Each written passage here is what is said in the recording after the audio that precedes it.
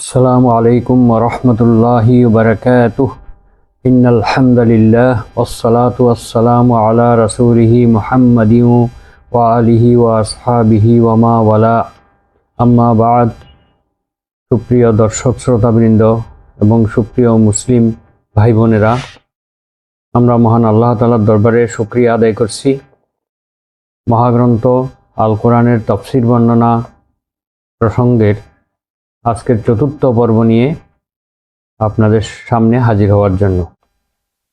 আজকে আমরা পবিত্র কোরআনের প্রথম সূরা আল ফাতিহার প্রথম আয়াতের ব্যাখ্যা নিয়ে আলোচনা করব। তো তাফসিরে তাবারিতে উল্লেখ আছে, সূরা ফাতিহার প্রথম আয়াতে আল্লাহ তাআলা আলহামদুলিল্লাহি রব্বিল আলামিন দ্বারা তার প্রশংসা শুরু করেছেন। এটা এই জন্য যে বান্দার উপরে আল্লাহ তাআলার অসীম নিয়ামত রয়েছে। আমরা আল্লাহ তাআলার কাছে কোনো কিছু না চাইতেই তিনি আমাদের পার্থিব সকল উপকরণ, জীবন ধারণের সকল সামগ্রী, আমাদের সুখ শান্তি আরামায়েশ, আমাদের খাদ্যদ্রব্য, বস্ত্র সব কিছুই তিনি দান করেছেন এবং তার এই নিয়ামত সার্বক্ষণিকভাবে চলমান রেখেছেন। আর আল্লাহ তাআলা বলেছেন পবিত্র কোরআনে, আউযু বিল্লাহি মিনাশ শাইতানির রাজিম, বিসমিল্লাহির রহমানির রহিম, ওয়া ইন তাউদ্দু নি'মাতাল্লাহি ফালা তুহসুহা। তোমরা যদি আমার নিয়ামত এক এক করে গণনা করো, কখনোই তোমরা গণনা করে শেষ করতে পারবে না। এই জন্য আল্লাহ তাআলা তার নিয়ামতের শুকর আদায় করতে বলেছেন আমাদেরকে। তিনি বলেছেন, লা ইন শাকারতুম লা আযীদান্নাকুম ওয়ালা ইন কাফারতুম ইন্না আযাবি লাশাদীদ। তোমরা যদি আমার নিয়ামতের শুকর আদায় করো, তাহলে আমি তোমাদের নিয়ামত বৃদ্ধি করে দেব। আর যদি তোমরা আমার নিয়ামতের শুকর আদায় না করো, অকৃতজ্ঞ হও, তাহলে আমি তোমাদের কঠিন শাস্তি দেব। তাহলে আল্লাহ তাআলা আমাদেরকে এই দুনিয়ার সব কিছুই দিয়েছেন, আমাদেরকে মহামূল্যবান জিনিসগুলো দান করেছেন, যেমন অক্সিজেন, বাতাস। এই মহামূল্যবান জিনিসগুলোকে আল্লাহ তাআলা সবার জন্য অবারিত করে দিয়েছেন, ফ্রি করে দিয়েছেন। যদি কোনো কারণে যদি এগুলো কোনো মানুষের বা কোনো ক্ষমতাশালী ব্যক্তিদের অধীনস্থ করে দেয়া হতো, অক্সিজেন, পানি, গুরুত্বপূর্ণ জীবন ধারণের উপকরণগুলো, তাহলে তারা হয়তো নিজেদের পক্ষে লোকদেরকে আনার জন্য এগুলোকে অস্ত্র হিসেবে ব্যবহার করত, যে তোমরা আমাদের পক্ষে যতক্ষণ না আসবে অথবা আমাকে সমর্থন না করবে, ততক্ষণ তোমাদের অক্সিজেন বন্ধ করে দেব, তোমাদের পানি বন্ধ করে দেব। তো আল্লাহ তাআলা অসীম রহমতে এইগুলো অবারিত করে দিয়েছেন। অক্সিজেনের কত মূল্য আমরা বিগত করোনাকালীন সময়ে দেখেছি, যে কত অক্সিজেন সিলিন্ডারের অভাবে বহু রোগী মারা গিয়েছে। এমনকি এক এক দিনের অক্সিজেনের মূল্য 4-5 লক্ষ টাকা পর্যন্ত খরচ হয়েছে। তাহলে আমাদেরকে যে আল্লাহ তাআলা এই জাগতিক সব জিনিসগুলো দিয়েছেন, তাতেই শেষ নয়, বরং আমরা পরকালে পরম সুখের জান্নাত কিভাবে লাভ করতে পারবো, তার জন্য সকল পন্থা বাতলিয়ে দিয়েছেন। পরকালীন সকল সংকটের সমাধান কিভাবে হবে, তিনি আমাদেরকে পবিত্র কোরআনে জানিয়ে দিয়েছেন এবং মহানবী সাল্লাল্লাহু আলাইহি ওয়াসাল্লামের মাধ্যমে সব কিছুই জানিয়ে দিয়েছেন। এজন্য একমাত্র প্রশংসা আল্লাহরই প্রাপ্য। আলহামদুলিল্লাহি রব্বিল আলামিন, অর্থাৎ সকল প্রশংসা, যত ধরনের প্রশংসা আছে সব ধরনের প্রশংসার হকদার প্রাপ্য একমাত্র আল্লাহ তাআলা। আল্লাহ তাআলা যেন নিজের প্রশংসা নিজে করে বান্দাদেরকে এই শিক্ষা দিলেন যে তোমরাও আমার মতোই বলো আলহামদুলিল্লাহি রব্বিল আলামিন, তোমরাও আমার মতো করে প্রশংসা করো। অর্থাৎ আল্লাহ তাআলা নিজের প্রশংসা নিজে করে বান্দাদেরকে প্রশংসা করার নিয়ম শিক্ষা দিয়েছেন। কোনো তাফসীরকার বলেছেন যে আল্লাহ তাআলা এই আলহামদুলিল্লাহ দিয়ে এই জন্য শুরু করেছেন যে যেন বান্দাগণ আরও বড় বড়, আরও সুন্দর সুন্দর গুণাবলী দ্বারা আল্লাহর প্রশংসা করতে পারে। তো এখানে আলহামদু দিয়ে শুরু করার কারণ হলো আশ-শুকরু, আস-সানাউ, এই শব্দগুলোর অর্থ হলো প্রশংসা করা, কৃতজ্ঞতা প্রকাশ করা, কিন্তু এগুলির মধ্যে ব্যাপকতা নেই। কিন্তু আলহামদু এই শব্দের মধ্যে অনেক ব্যাপকতা রয়েছে। এই যে এটা কৃতজ্ঞতা প্রকাশের বাক্য, এমন একটি কৃতজ্ঞতা প্রকাশের বাক্য যা সবচেয়ে আল্লাহ পছন্দ করেন। আলী রাদিয়াল্লাহু আনহু বলেন, আল্লাহ তাআলা আলহামদুকে নিজের জন্য পছন্দ করেছেন, তাই তিনি আলহামদু দ্বারা শুরু করেছেন। ইবনে আব্বাস রাদিয়াল্লাহু আনহু বলেন যে এইটা যে কৃতজ্ঞতা প্রকাশের সর্বোত্তম বাক্য, এটা প্রমাণিত হয় এভাবে যে আল্লাহ তাআলা যখন বান্দার উত্তর দিয়ে থাকেন, বান্দা যখন আলহামদুলিল্লাহি রব্বিল আলামিন, তখন আল্লাহ তাআলা বলেন হামিদানি আব্দি, আমার বান্দা আমার প্রশংসা করলো। আল্লাহ তাআলা এইভাবে যখন উত্তর দেন, তাহলে প্রমাণিত হয় যে এটা আল্লাহর কাছে অধিক পছন্দনীয় এবং কৃতজ্ঞতা প্রকাশের উপযুক্ত, সবচেয়ে উপযুক্ত শব্দ। হাদিস শরীফে মহানবী সাল্লাল্লাহু আলাইহি ওয়াসাল্লাম বলেছেন, আফদালুজ যিকরি লা ইলাহা ইল্লাল্লাহ ওয়া আফদালুদ দুআই আলহামদুলিল্লাহ। তিরমিজি শরীফের 324 নম্বর হাদিসে উল্লেখ রয়েছে এই কথাটি, যে সর্বোত্তম জিকির হলো লা ইলাহা ইল্লাল্লাহ, আর সর্বোত্তম দোয়া হলো আলহামদুলিল্লাহ। আল্লাহর কাছে যত আমরা দোয়া করি তার মধ্যে সর্বশ্রেষ্ঠ দোয়া হলো আলহামদুলিল্লাহ। আর সবচেয়ে উত্তম জিকির হলো লা ইলাহা ইল্লাল্লাহ, আল্লাহ ছাড়া সত্যিকারের কোনো মাবুদ নেই। ইবনে উমর রাদিয়াল্লাহু আনহু থেকে বর্ণিত আরেকটি হাদিসে রয়েছে, মহানবী সাল্লাল্লাহু আলাইহি ওয়াসাল্লাম বলেন যে এক ব্যক্তি একদিন এমন একটি দোয়া পাঠ করলেন, দোয়াটা হলো এই, ইয়া রব্বি লাকাল হামদু কামা ইয়ামবাগি লিজালালি ওয়াজহিকা ওয়া আযীমি সুলতানিক। অর্থাৎ, হে আমার প্রতিপালক, আপনার জন্য সমস্ত প্রশংসা, যেইভাবে প্রশংসা করলে আপনার জন্য যথোপযুক্ত হয়। কামা ইয়ামবাগি লিজালালি ওয়াজহিকা, আপনার মহৎ সত্তার জন্য এবং আপনার মহত্বের জন্য, লিজালালি ওয়াজহিকা ওয়া আযীমি সুলতানিক, এবং আপনার বিশাল ক্ষমতার জন্য যতটা উপযুক্ত ততটাই আমি আপনার প্রশংসা করছি। এই বাক্যটি যখন পড়লেন, তখন ফেরেশতারা সবাই সওয়াব লেখার ব্যাপারে কিংকর্তব্য বিমূঢ় হয়ে গেল। কি লিখবে তারা বুঝতে পারছে না। এমন একটি বাক্য, এত বড় একটি প্রশংসা করলো এই বান্দা, কি লিখবে তারা বুঝতে পারতেছে না। পরে ফেরেশতাগণ মহান আল্লাহ তাআলার কাছে আরজ করলেন যে, আল্লাহ, তোমার এক বান্দা এমন একটি বাক্য উচ্চারণ করেছে, আমরা কি লিখব বুঝতে পারছি না।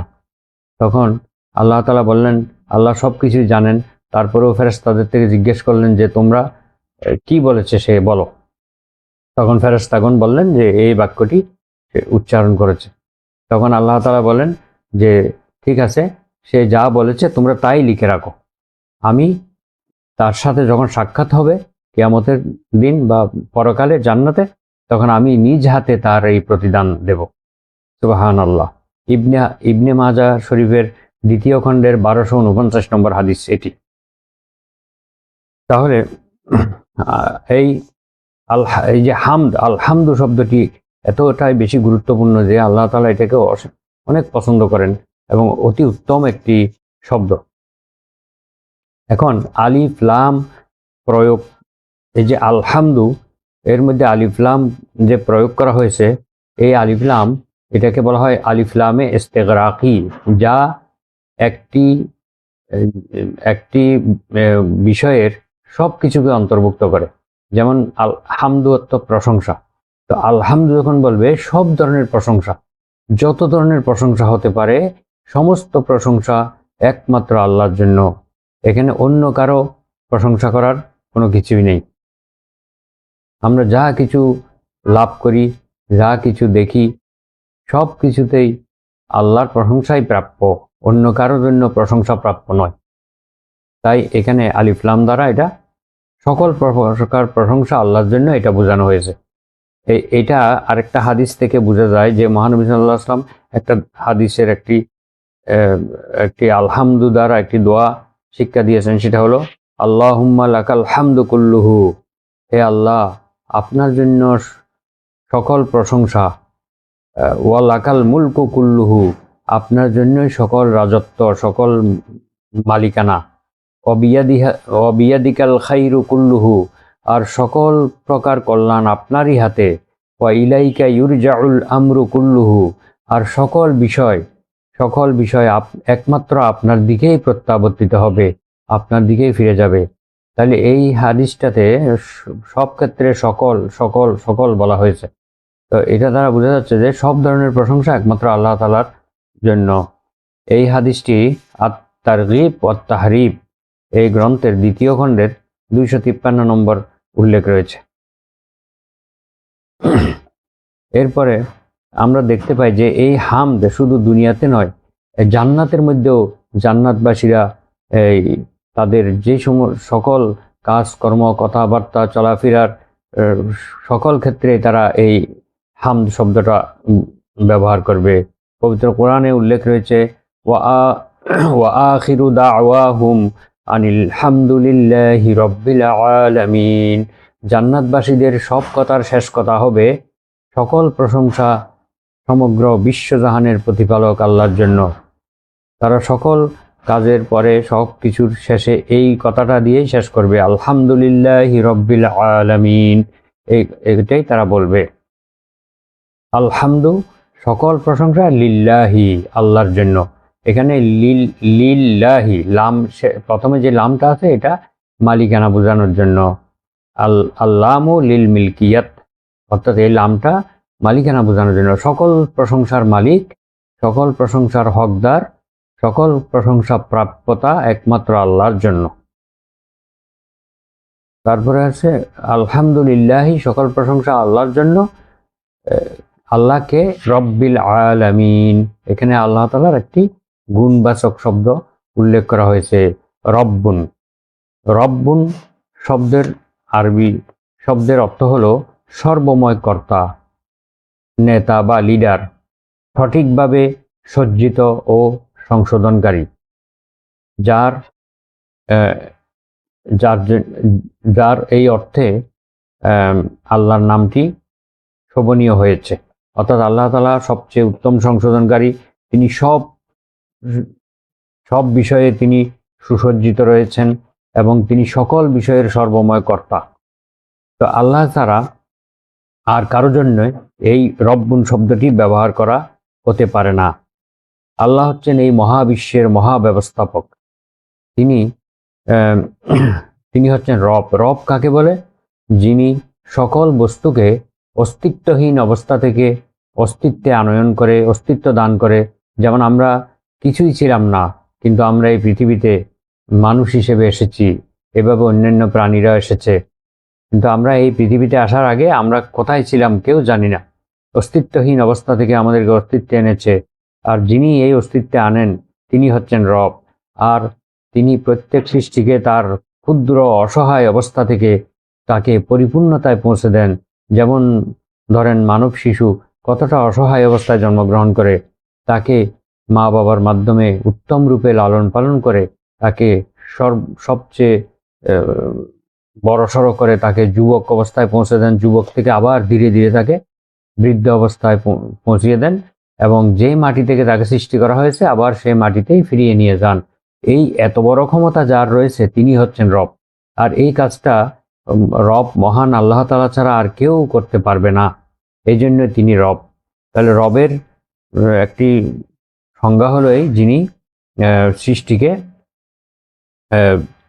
অস্তিত্বহীন অবস্থা থেকে অস্তিত্ব দান করে এবং তাকে সকল প্রয়োজন পূর্ণ করে এবং তার জীবন চলার পথের পথ দেখায়। শুধু সৃষ্টি করে ছেড়ে দেন না, তার জীবনের প্রতিটি ক্ষেত্রে সে কিভাবে চলবে, তাকে কিভাবে সেই জীবন পরিচালনা করবে, সব কিছুর পথ প্রদর্শন করেন।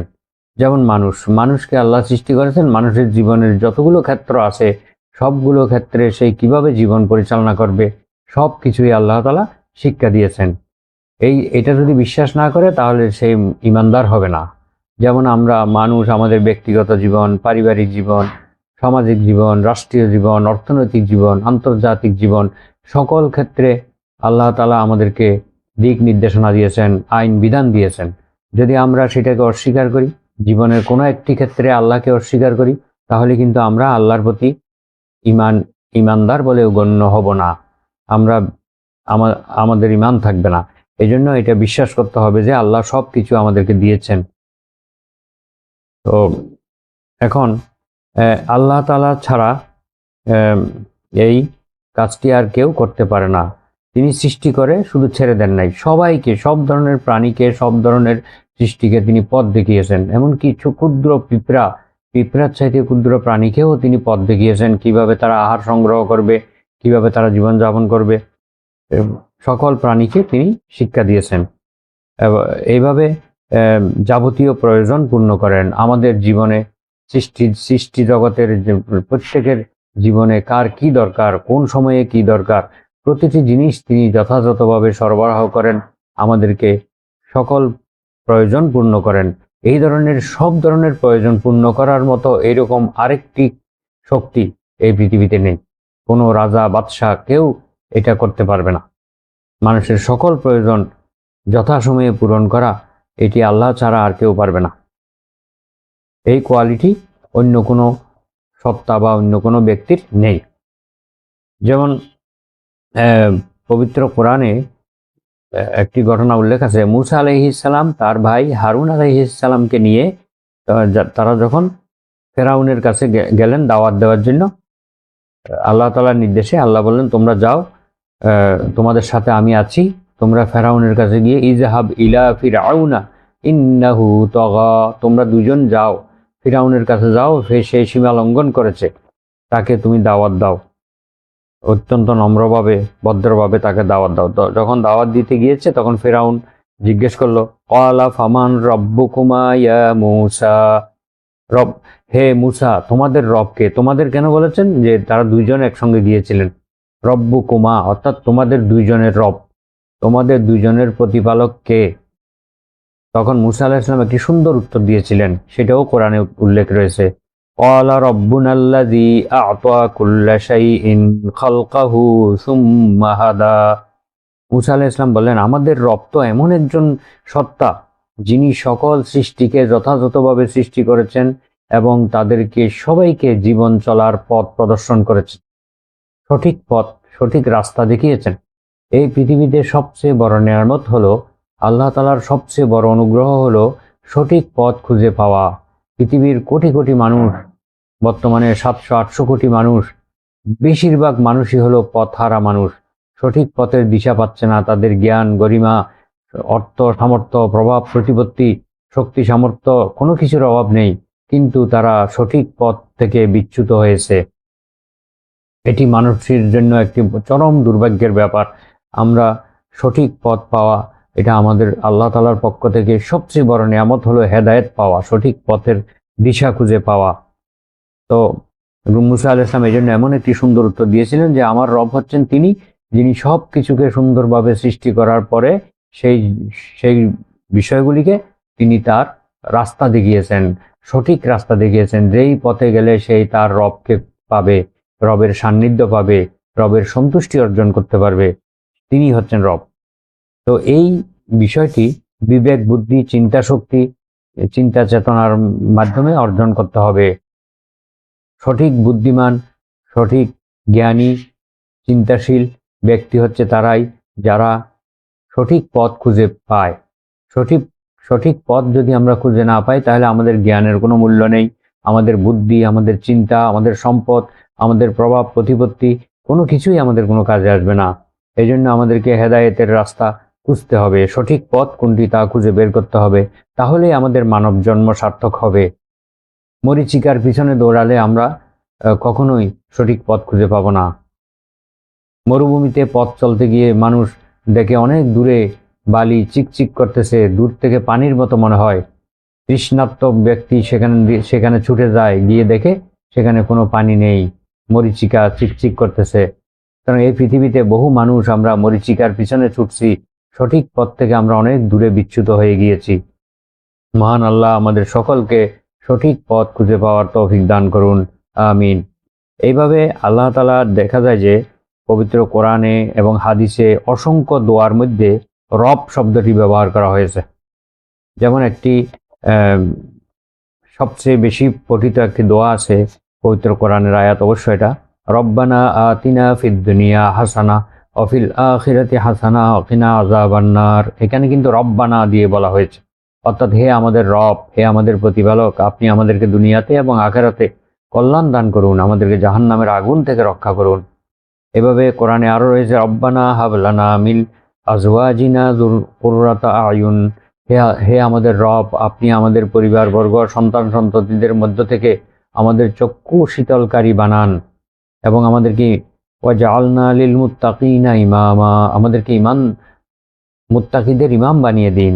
এভাবে রব্বানা লা তুজিগ কুলুবানা বা'দা ইয হাদাইতানা, হে রব, আপনি আমাদেরকে হেদায়েত করার পরে, সঠিক রাস্তা দেখানোর পরে আমাদের অন্তরকে বক্র করে দিও না, আমাদের অন্তরকে বিকৃত করে দিও না।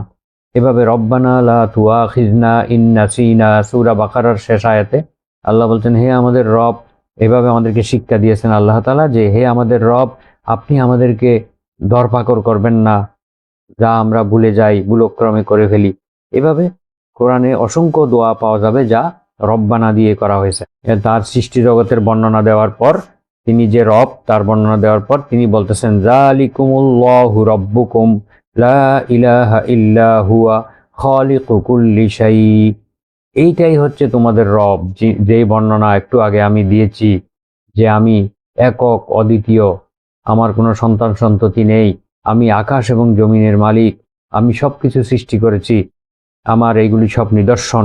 এইভাবে বলার পর আল্লাহ বলছেন যালিকুমুল্লাহু রাব্বুকুম, এইটাই তো তোমাদের রব, উনিই তো তোমাদের রব, লা ইলাহা ইল্লা হুয়া, যিনি ছাড়া আর কোনো প্রকৃত কোনো উপাস্য নেই, মাবুদ নেই, খালিকু কুল্লি শাই, তিনি সকল কিছু সৃষ্টি করেছেন।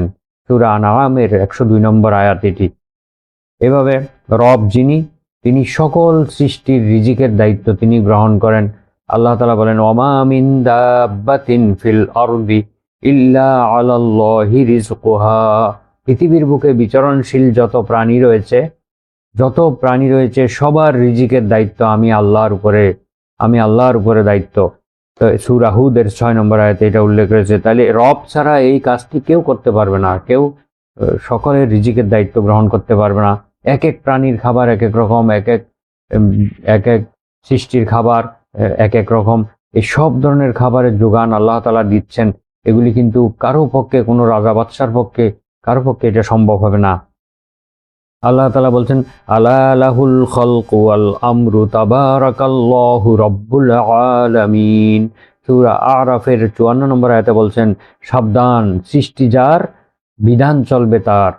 অর্থাৎ যে আল্লাহ এই মহাবিশ্বকে সৃষ্টি করেছেন, সকল প্রাণীকে সৃষ্টি করেছেন, এই সকল প্রাণীদের উপরে এবং এই মহাবিশ্বের সব কিছু পরিচালিত হবে আল্লাহর আদেশে। আলা লাহুল খালকু ওয়াল আমর, সাবধান, সতর্ক হও। আলা এই শব্দটি হলো বি কশন, তোমরা সতর্ক হও যে সকল সৃষ্টি যেহেতু আল্লাহ করেছেন, এই সৃষ্টির পরিচালনার জন্য যত আদেশ, যত বিধিবিধান সবই আল্লাহ তাআলা দিয়েছেন।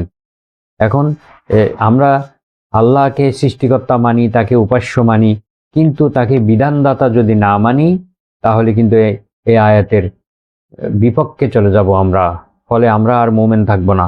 সুতরাং মুমিন থাকতে হলে আল্লাহ তাআলার বিধানকে জীবনের সকল ক্ষেত্রে মানতে হবে। কোনো একটি ক্ষেত্রে অস্বীকার করলে তাহলে আমরা আর মুমিন থাকব না।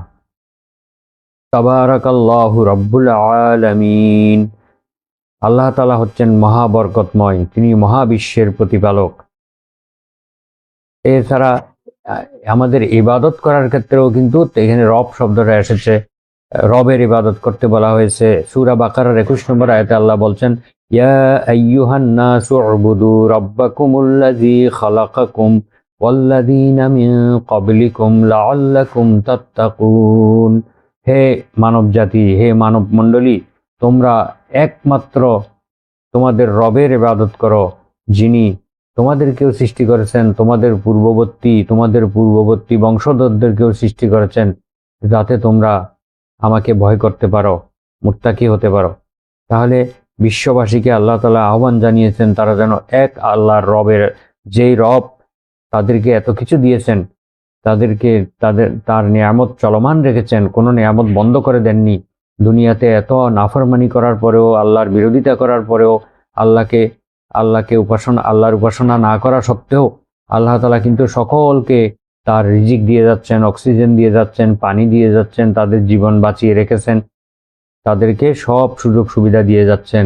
তবে এটা একদিন আল্লাহ তাআলা অবশ্যই সবার কাছ থেকে হিসাব গ্রহণ করবেন।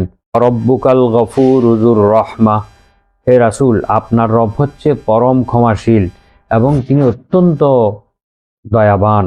সূরা কাহাফের 58 নম্বর আয়াতে বলছে, অর্থাৎ রব তিনি তার অনেকগুলো কোয়ালিটি আছে, তিনি হচ্ছেন অত্যন্ত ক্ষমাশীল এবং তিনি অত্যন্ত দয়াবান। আলহামদুলিল্লাহি রব্বিল আলামিন সম্পর্কে একটি হাদিস, আন রিফাআতা ইবনে রাফে রাদিয়াল্লাহু আনহু ক্বালা, হযরত রিফা ইবনে রাফে রাদিয়াল্লাহু আনহু নামে একজন সাহাবী, তিনি বলছেন যে কুন্না নুসাল্লি ওয়ারা আন নবী সাল্লাল্লাহু আলাইহি ওয়াসাল্লাম, আমরা নবী করিম সাল্লাল্লাহু আলাইহি ওয়াসাল্লামের পিছনে নবী করিম সাল্লাল্লাহু আলাইহি ওয়াসাল্লামের ইমামতিতে আমরা সালাত আদায় করতাম। ফালাম্মা রাফা রাসাহু, সালাত আদায় করছিলাম। একটা ঘটনা বর্ণনা করছে যে আমরা সালাত আদায় করতেছিলাম। ফালাম্মা রাফা রাসাহু মিনার রুকুই, মহানবী সাল্লাল্লাহু আলাইহি ওয়াসাল্লাম যখন রুকু থেকে তার মস্তক উত্তোলন করলেন, অর্থাৎ রুকু থেকে যখন মাথা উঠালেন, ক্বালা সামি আল্লাহু লিমান হামিদা, মাথা উঠিয়া সাধারণত ইমাম সাহেব সামি আল্লাহু লিমান হামিদা বলে, আর যিনি একাকী নামাজ পড়েন তিনিও এটা বলেন।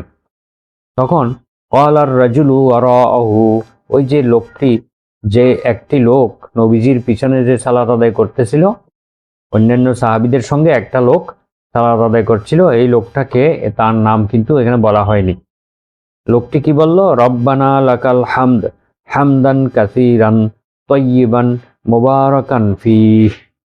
আমরা সাধারণত রব্বানা লাকাল হামদ বলি, কিন্তু এটার সঙ্গে আরো একটি সুন্দর একটি বাক্য রয়েছে, সেটা হলো হামদান কাসীরান তাইয়িবান মুবারাকান ফীহি। এই লোকটি এই বাক্যটা বললেন। ফালাম্মা ইনসারাফা, যখন সালাত থেকে নবী করিম সাল্লাল্লাহু আলাইহি ওয়াসাল্লাম মানে সালাত শেষ করলেন, ক্বালা মানিল মুতাকাল্লিম, নবীজি বললেন এই বাক্যটি বলেছে কে, এই লোকটি কে? ক্বালা আনা, লোকটি বলল ইয়া রাসূলুল্লাহ, আমি বলেছিলাম এটা, হামদান কাসীরান তাইয়িবান মুবারাকান ফীহি, এটা আমি বলেছিলাম। ক্বালা রাআইতু বিদআতাও ওয়া সালাসিনা মালাকান, আমি দেখেছি 30 জনেরও বেশি ফেরেশতা, ইয়াবতাদিরুনাহা আইয়ুহুম ইয়াকতুবুহা আউয়াল, 30 জনেরও বেশি ফেরেশতা প্রতিযোগিতা করছিল যে কে আগে এর সওয়াব লিখবে, কে আগে লিখবে। 30 জনের মধ্যে প্রতিযোগিতা চলছিল কে আগে এর সওয়াব লিখবে। তাহলে আমরা এই বাক্যটি রুকু থেকে উঠার পরে রব্বানা লাকাল হামদের পরে আমরা এটাও বলতে পারি হামদান কাসীরান তাইয়িবান মুবারাকান ফীহি। এটা কিন্তু এই লোকটি বলেছিল, আর মহানবী সাল্লাল্লাহু আলাইহি ওয়াসাল্লাম এটাকে সমর্থন দিয়েছেন এবং এর সওয়াব লেখার জন্য 30 জন ফেরেশতা প্রতিযোগিতা করেছেন কে আগে লিখবে।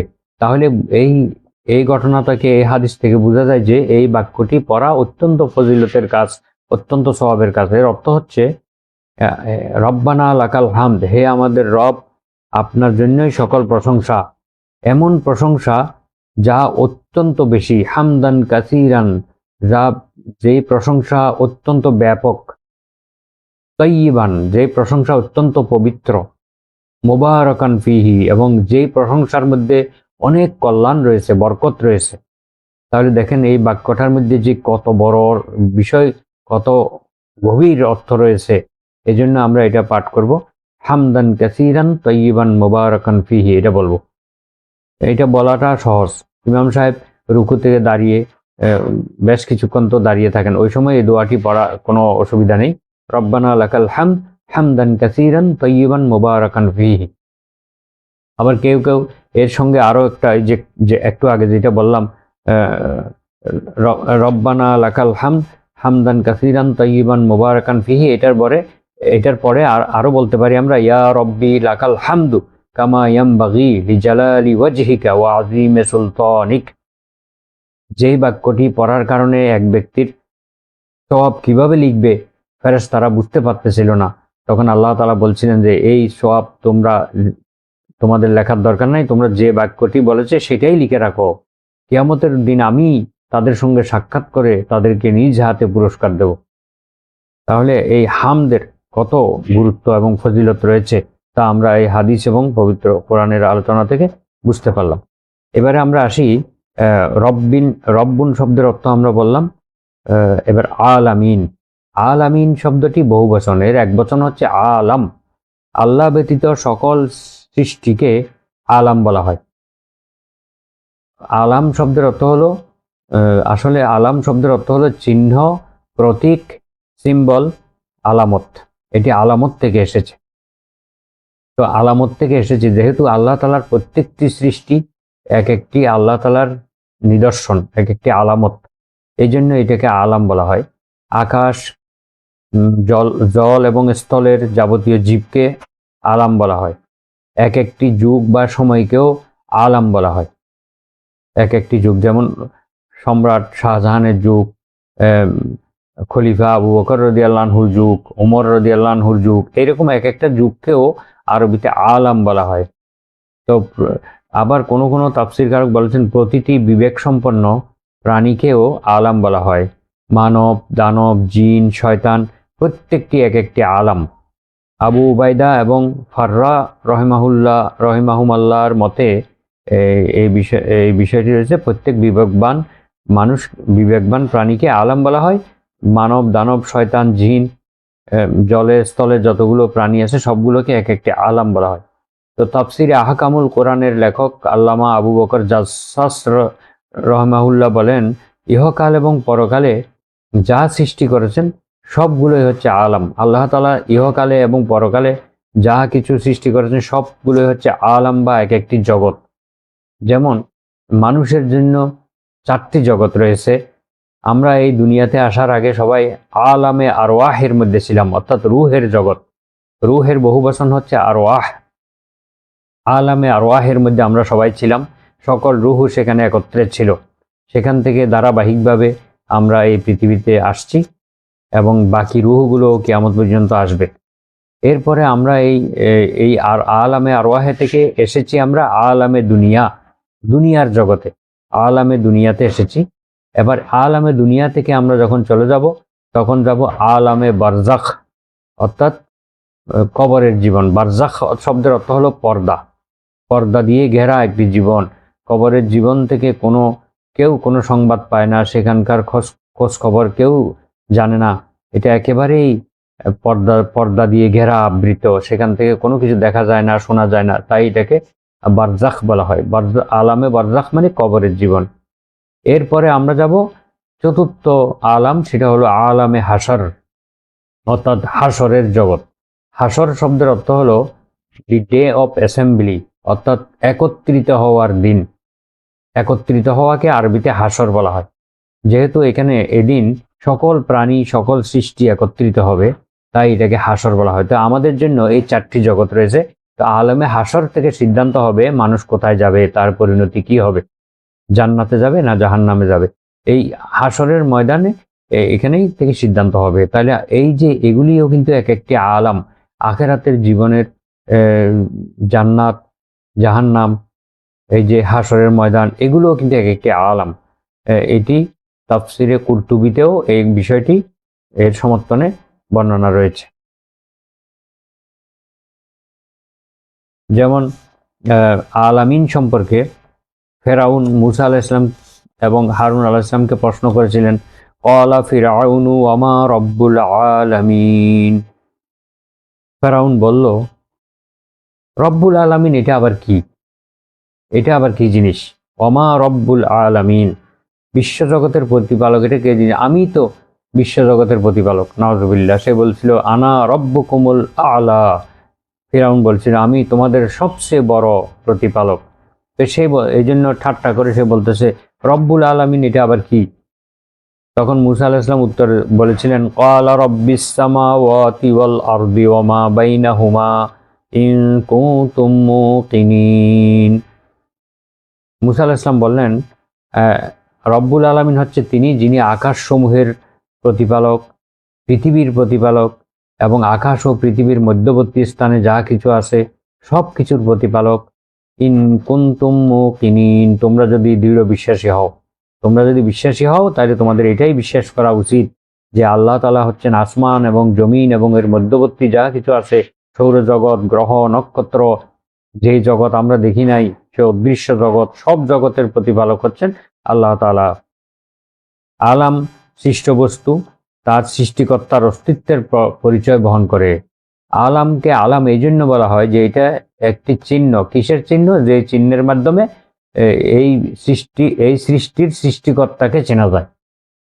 যেমন গাছপালা, পাহাড় পর্বত, নদী নালা, মানুষ, প্রাণী, এগুলো এক একটি হচ্ছে আলাম। এগুলোকে দেখে আমরা সৃষ্টিকর্তার কথা চিন্তা করতে পারি, সৃষ্টিকর্তাকে আমরা বুঝতে পারি, সৃষ্টিকর্তার অস্তিত্ব সম্পর্কে আমরা প্রমাণ খুঁজে পাই।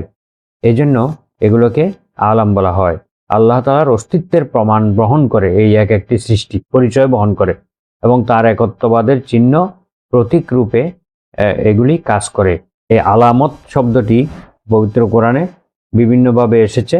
যেমন সূরা নাহালের 15 এবং 16 নম্বর আয়াতে আল্লাহ তাআলা বলেছেন, ওয়া আলকা ফিল আরদি রাওয়াসিয়া আন তামিদা বিকুম ওয়া আনহারা ওয়া সুবুলান লাআল্লাকুম তাহতাদুন। আমি এই পৃথিবীর মধ্যে পাহাড় স্থাপন করেছি যেন তোমাদেরকে নিয়ে এই পৃথিবী হেলে দুলে না পড়ে, হেলে দুলে যাতে পড়ে না যায়, পৃথিবী যেন টলমল না করে। এই জন্য পাহাড় দিয়ে আমি এই পৃথিবীকে মজবুত করে দিয়েছি। ওয়াল জিবালা আওতাদা, সূরা নাবার মধ্যে আল্লাহ উল্লেখ করেছেন পাহাড় সমূহকে আমি পেরেকের মতো, পিলারের মতো করেছি।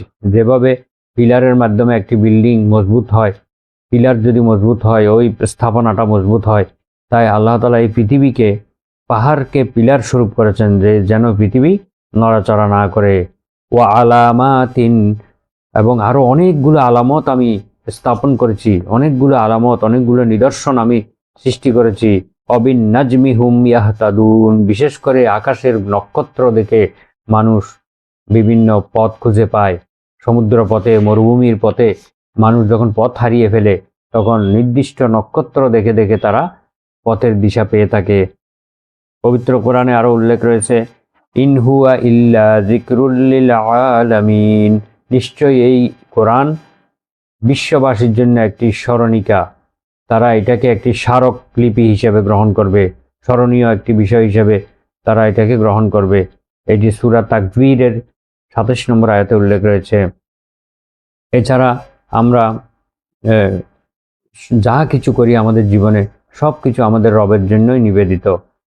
এই জন্য আল্লাহ তাআলা সূরা আনআমের 162 নম্বর আয়াতে শিক্ষা দিয়েছেন, কুল ইন্না সলাতি ওয়া নুসুকি ওয়া মাহইয়ায়া ওয়া মামাতি লিল্লাহি রাব্বিল আলামিন। আমরা যখন আমাদের রবকে চিনে ফেললাম, তাহলে আমাদের সালাত, বলো তোমরা আমার সালাত, আমার ত্যাগ তিতিক্ষা, কোরবানি এবং আমার জীবন, আমার মৃত্যু সব কিছু মহান রব্বুল আলামিনের জন্য নিবেদিত। অর্থাৎ আমাদের জীবনের সব কিছু একমাত্র আল্লাহর সন্তুষ্টির জন্য হতে হবে। আমরা যে সালাত আদায় করি, জাকাত দেই, বিভিন্ন ইবাদত বন্দেগী করি, ভালো কাজ করি, এবং আমরা যেই সমস্ত ত্যাগ তিতিক্ষা আল্লাহর জন্য করি, এবং আমাদের জীবনটাকে, আমাদের মৃত্যুটাকে যেন আমরা আমার রব্বুল আলামিনের পথে নিয়োজিত করতে পারি, আল্লাহর পথে যেন আমাদের সব কিছুই হয়।